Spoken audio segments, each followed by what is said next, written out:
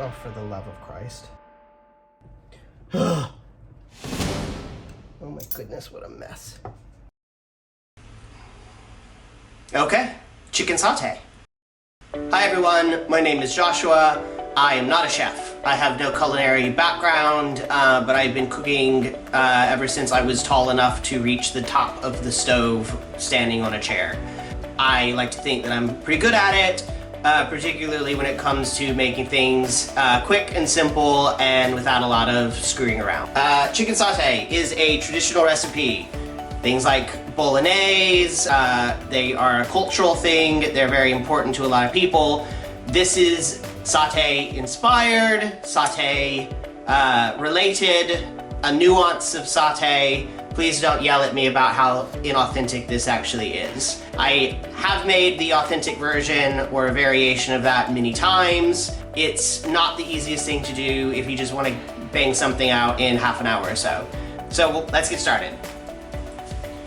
Alright, so this is relatively quick, relatively simple. You need red onion. Sometimes I think they call these Spanish onions in the US.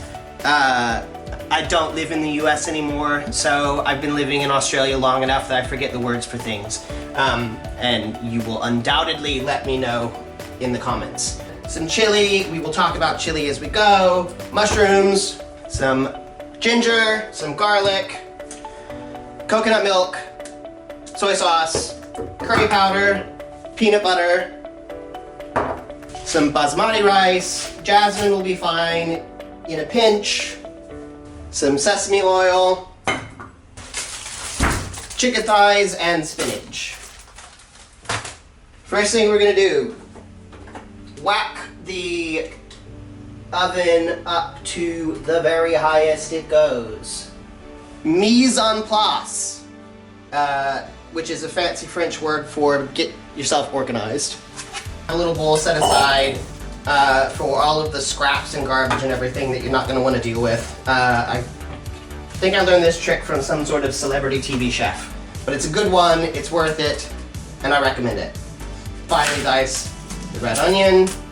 I'm sure most of you know how to dice an onion.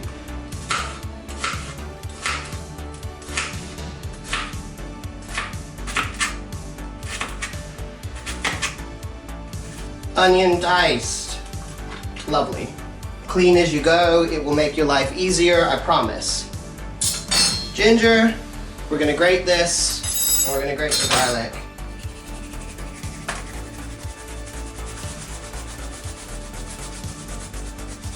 You're going for probably a good tablespoon or so, but it's cooking, it's not baking. That's why I don't bake. Ginger is ginged. I'll be fully honest with you, Planet. I usually don't even bother with this stuff. The stuff you can get in the jar, it's fine. Don't judge me. We're busy, the world is on fire. None of us have time to be grating ginger. Garlic, good 3 or 4 cloves. Again, as much as you want, go to taste. Place the garlic down, push on it with the back of your knife. The garlic's excited to be here.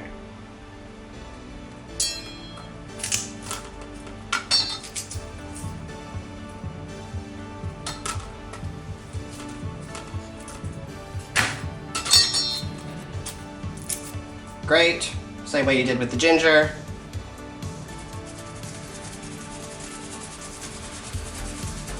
And again, if I were not doing a cooking show on the internet, I would be using something out of a jar. It's fine, we're busy. And there we go. We are done with grater. Chili. Let's have a conversation about it.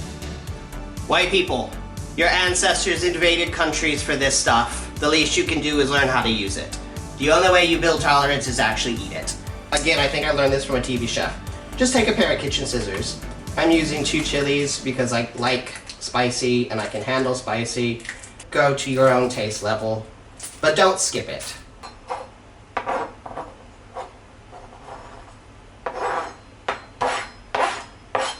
Mushrooms, plain regular white ones. Wash your mushrooms. They grow. I take out the stems personally.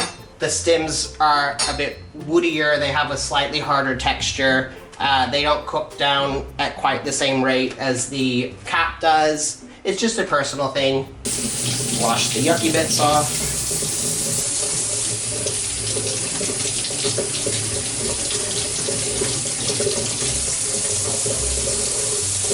And I'm just going to not quite quarter them. Oh, maybe I will, some of the, sure.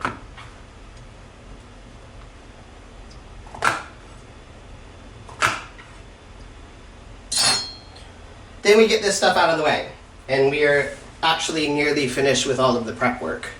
Okay, chicken thighs. I'm just gonna have a container ready. I think one thigh per person, really. There's 6 in this pack, so the other 3 will be put away for a rainy day. One hand for the meat, one hand for your knife. That way you've always got one free. And we're just gonna dice this. You don't want massive chunks. And that's about it.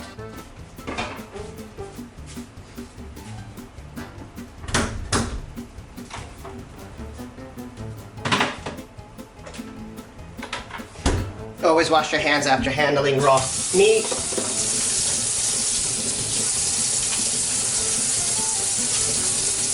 Okay, so that's basically it for all of the prep work stuff. I'm just gonna throw the chicken to the side. Grab a bowl. You want something big enough that the chicken is all gonna fit inside of it.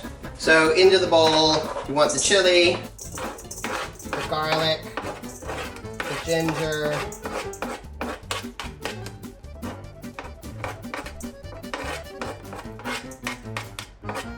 and I'm just gonna leave the red onion to the side for now. That'll go in as the base of the sauce. Into this, we want our curry powder. Again, I have a spicy version because I like the spicy version. This is about a tablespoon. You'll notice I'm not really giving a lot of precise measurements. And again, that's just not how I cook. About 2 tablespoons of soy sauce, tablespoon of sesame oil, coconut milk. We're gonna put about half of the can into this and then save the other half for later because that's gonna go in with the rice. The oil in mine separated. Oh my goodness, what a mess. Oh, for the love of Christ. The important thing though is that you do want crunchy. Don't at me. Whatever you put on your sandwiches is between you and Jesus. But for this, you want crunchy. It's a texture thing. It's a texture thing. Maybe not a jar that you inadvertently are moisturizing your skin with peanut butter oil. But you want about 3 tablespoons. I'm just gonna do 4. Christ almighty. Give all of this a nice big mix.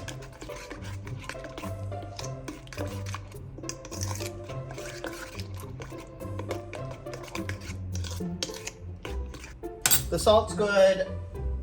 I'm just gonna give it a little bit of pepper.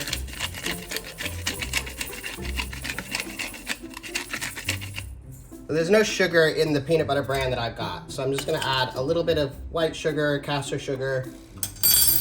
It's not supposed to taste like a peanut butter and jelly sandwich, but there should be some sweetness. So this is gonna be both a quick marinade for the chicken, as well as the final sauce itself. One last thing, MSG. This stuff gets a really bad rap. If they had just named it seaweed extract from the beginning, I don't think anyone would have a problem with it. Most of the backlash against MSG is really racist in origin. There's a really racist history around the backlash with this stuff. It's naturally occurring. If you've ever had tomatoes, Parmesan, mushrooms, and I know you have, you've had MSG. I know I'm a conventionally attractive white man telling you this, but who knows? For some of you, that may be what it takes to listen. Bit of this in. That was maybe a teaspoon or so, but again, go to taste. Don't lose your spoon. Stir it, stir it, stir it. Clean up all the mess you made. Oh my God, peanut butter. This is my Dutch oven. It doubles as a murder weapon. It was given to me by the mother of an ex of mine. He kept the house, I kept the heirloom Dutch oven. We're gonna use this to brown the chicken. So just a squiz of oil at the bottom.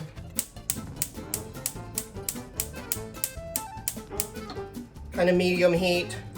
We're gonna let the oil get up to temperature before we throw the chicken in. This is just gonna quickly brown the outside of the chicken, and then we'll throw it in the marinade.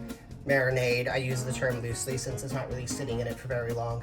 But browning the outside of it will caramelize the chicken a bit, give it a bit more flavor before we throw it in the oven to finish the cooking process off.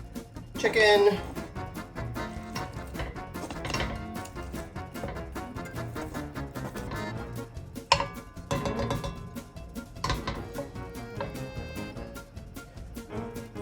A bit of salt, a bit of pepper, stir that all around, and then you just want to leave it there for a little bit. You want to avoid the temptation to play around with the chicken. Oh my God. Get a big oven-safe dish and a small pot that has a lid on it because we're going to use this for the rice. Chicken's doing the chicken thing. Browning, browning, browning. Oh my God. So that color and crust on the bottom is what I'm going for. And I'm going to fish out the chicken. Immediately in this pan, we're going to throw in the red onion.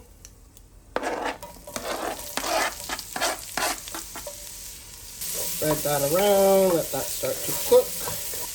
Take a little bit of the sauce, and that just goes in on top of the chicken. So maybe a third to a half of the sauce you've made. And then I'm gonna move it back. Holy hell, that's hot. All that brown stuff at the bottom is deliciousness. I'm going to throw in the mushrooms now. Mushrooms have a lot of water content, so they're actually quite hard to overcook and burn. Doesn't mean you need to attempt to. We're going to throw in the rest of that sauce.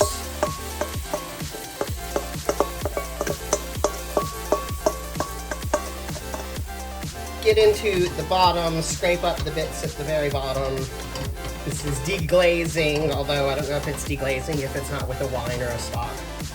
But you just want this to start simmering away. And I do want the sauce thick, but this is probably thicker than I want it to be. So I'm gonna add about a cup of water. That could be a mistake. I'm just gonna add maybe a stock cube worth of chicken stock. You know, it's cooking, it's cooking. Change things as you go. Recipes are a suggestion, not a rule. Okay, rice. I've not really been giving precise measurements for everything, and where I will deviate on that is the rice. Rice is a bit finicky, especially if you do it the absorption method way. You can do it with the rice cooker. I have one over there. It's a piece of crap. I think it was $5 from Kmart. It does the job. But today we're making coconut rice, and that's even a little bit more fiddly because the fat content in the coconut milk kind of handles water absorption a little bit differently than just plain water. So I will be doing this with a degree of precision. Colander, always wash your rice. So we want about 150 grams of the basmati rice. 150 grams.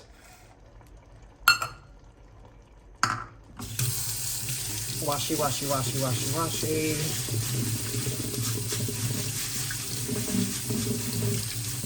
You just want to wash it until the water is starting to run clear. That's fine. Into the pot goes the rice. Then we want 200 grams, which should be the rest of this can. Ah, lovely. That goes in there. And then about another 50 grams of water. Maybe just a little bit under because we did wash it. IKEA scale's done, thank you.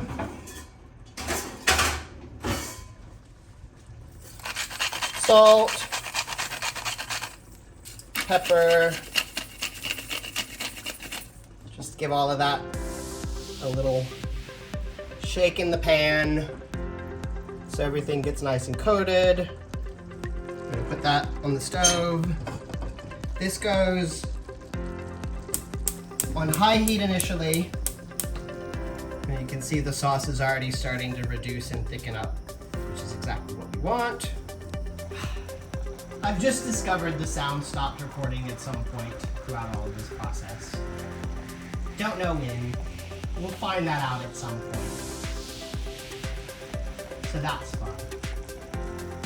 Okay, once the rice is at a boil, put the lid on it, immediately drop the temperature to very, very low, and throw your chicken in the grill, middle top shelf, and set a timer for about 15 minutes. Keep an eye on the chicken. It's probably not going to be cooking that full 15 minutes that the rice will be. Play it by ear. It's going to depend on how dark your chicken gets in the oven too quickly. But we do want it to color. We do want it to get a bit brown, crunchy, crispy on the outside. But there is sugar, there is peanuts, so it will catch quickly, so just keep an eye on things. And now I just realized that the video stopped recording on the primary camera as well. This is an adventure. First YouTube video, everyone. Guess we're finding out the hard way. Got about 10 minutes left on the rice. An indeterminate amount of time on the chicken. A nice thing to serve this with would be coriander.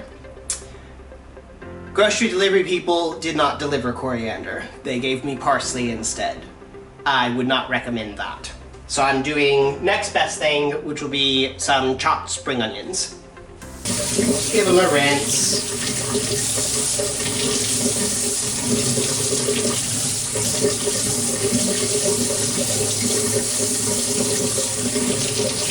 I'm going to be using mostly the stuff in the middle.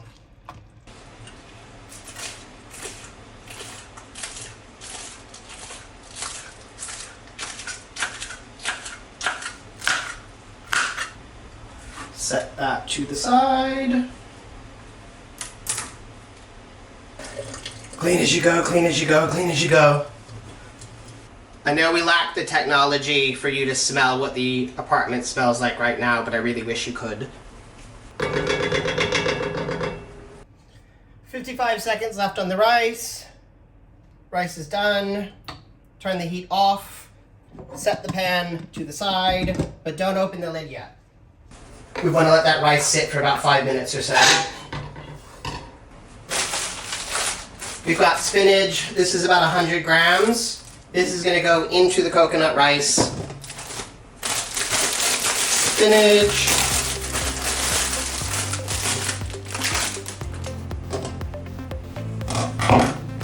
You just want to throw that on top. And then immediately put the lid back on. Put it to the side. The residual heat will wilt the spinach leaves. I'm going to take about half of the spring onion at this point. And we lost primary camera again. I'm going to turn off the heat on the sauce. The chicken looks lovely. Turn you off.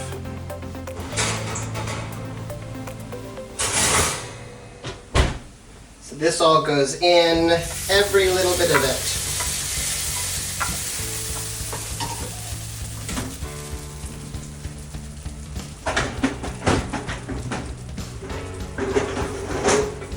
Give that all a lovely, nice stir and mix.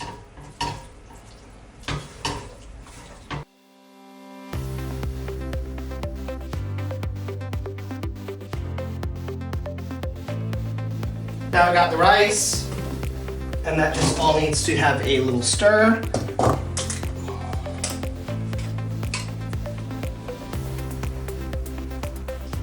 Just make sure that the spinach really breaks down.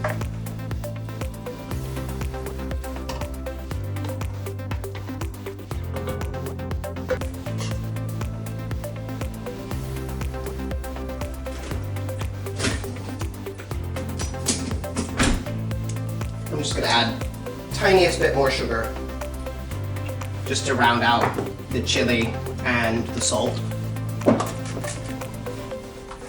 And there we go.